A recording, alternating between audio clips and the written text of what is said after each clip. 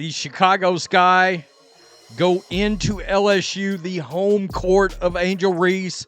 Man, it's going to be lit. It's going to be lit. Angel Reese swept back into Baton Rouge the way a hurricane sweeps a riverboat. Loud, proud, sure the city would sway in her draft. The Pete Maravich Assembly Center still flaunts her 2023 championship banner, and every local billboard plastered her grin beside Bayou Barbie Returns.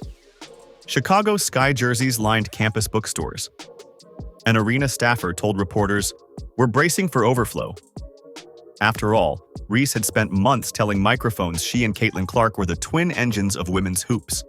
But when tip-off came for Sky versus Brazil, ticket scanners recorded 6,373 clicks, barely half the chairs claimed. Cameras caught yawning purple expanses. Ushers leaned on railings with nothing to usher. Turns out the only thing louder than Reese's swagger was the echo of 6,842 empty seats. And that was just crack number one in a story that keeps splintering. Me too. They're playing at LSU. There are people right now, her fans, you know what? Her social media fans. I've tried to tell you guys, you heard me say it on this channel. A lot of Angel Reese fans are not basketball fans, and they are proving it.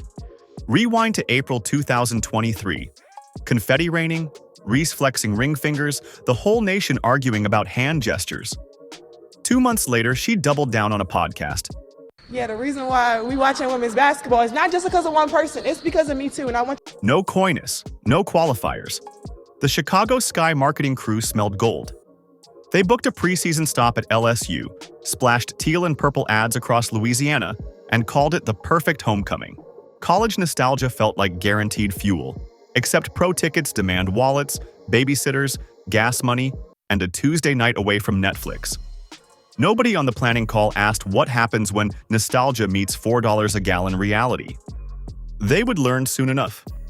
Because math never blinks, and Baton Rouge was about to hold up a calculator. The first layup rattled in, the cheers felt polite. Social feeds noticed quicker than the scoreboard. Photos of entire aisles of purple plastic seats exploded on X. Generational draw? Looks like generational ghost town. Nobody showed up to this sucker. Nobody. Let me just blow this. Look at that. I noticed it right off the bat. Look, number one, look at all the purple seats down here in this lower bowl section. And then the entire top bowl, forget about it. Math nerd sidebar. Capacity, 13,215. 50% line, 6,607. Reese fell 234 fans short of even passing midterm. Tickets had bottomed out at $11 on resale sites, cheaper than stadium parking in most NBA cities. And still 6,842 chairs auditioned for tumbleweeds. By the second quarter, announcers kept their wide shots tight as a TikTok selfie, but the internet sees everything. One viral zoom-in ranked louder than a dunk. I've been to louder libraries. Cue the one person who decided the best defense was a tweet.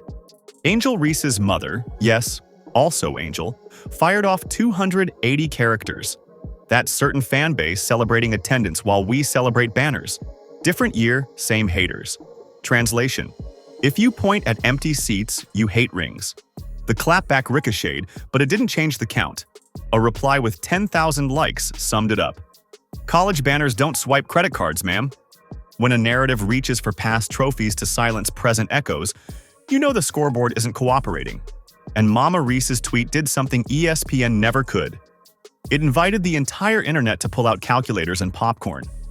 But seat maps were just the opening act. Box scores carried sharper teeth. Strip away TikTok montages and subway spots, you're left with decimals. Angel's rookie WNBA season ended at 39% overall, worst among rotation forwards. Inside 5 feet, where most bigs feast, she converted 44%. Nearly a third of her rebounds were self-cleanup after those misses, inflating the double-double column like a bounced check. Her jumper? Think of a password reset email. It shows up late and never on the first attempt. Effective field goal rate, 39.5%. Coaches around the league politely called it a work in progress, which is basketball code for please stop launching. Enter the new mastermind polishing a fresh scheme and a tougher shot chart. Tyler Marsh arrived in Chicago, brandishing 2 championship rings from Las Vegas and a blueprint that could change Reese's DNA. The plan: drag her out of the paint and reinvent her as a stretch 4. Corner threes, flare screens, baseline cuts. The lane would belong to 6 to 7 rookie Camila Cardoso, who finishes at the rim like she has magnets in her sneakers. Reese logged after-hours gym time and told reporters, "What's the point of working on it if I won't take the shot?" Admirable grind, but confidence doesn't alter physics. Shooting demands footwork, lift, and an internal gyroscope, none of which she's showcased yet in public. And if you think her perimeter release looks shaky, wait till Caitlin Clark strolls in wearing a visitor's jersey. Because while Baton Rouge counted no shows, Iowa City was counting down the seconds. May 4th, 2025. Ticketmaster opened seats for Indiana Fever versus Brazil at Carver Hawkeye. All 15,000 were gone in 27 minutes. Pizza delivery speed, not ticket sales speed. Secondary markets hit $600 before halftime of the day's earlier men's game. Networks grabbed 41 of 44 Fever contests for national TV. Opposing franchises begged their NBA landlords for one-night leases. An entire league quietly admitted, Clark is an economic boom wrapped in sneakers. She doesn't tweet she's the draw. She sells out arenas that her PR team forgot to hype. Meanwhile, Reese's hometown couldn't sell $11 nostalgia coupons. 2 rookies, 1 weekend, and a contrast sharp enough to cut hardwood. But before you think numbers end the debate, remember, stories can twist, and redemption pays better than ridicule. Sports fans purchase feelings. Clark offers immediate jaw-dropping highlight loops. Logo threes, no-look whips, 12-assist quarters. Reese offers personality. Finger waves, fashion shoots, number Bayou Barbie swagger. Personality sells merch. Production sells season tickets. The market likes both but only pays big for one without the other. Yet economies shift. Dennis Rodman once turned pure rebounding into box office gold. Shaq bricked free throws, yet propelled ticket surges. If Reese buries corner jumpers and still inhales boards, Chicago's win column could rewrite tweets overnight. The WNBA is hungry for multiple faces, and the algorithm loves a good plot twist. Just don't expect the mainstream highlight shows to broadcast her climb. They're too busy looping the latest State Farm commercial. So the crossroads narrows. Date circled in red. Sky versus Fever. National primetime. An NBA-sized arena booked because the smaller house can't contain Clark's surge. Every clank, make, and handshake will ricochet across socials within seconds. If Reese nails baseline threes, boxes out Cardoso's defender for putbacks, and limits fouls, the narrative flips. Reese reinvented. If she bricks and reaches, the empty seat memes reload.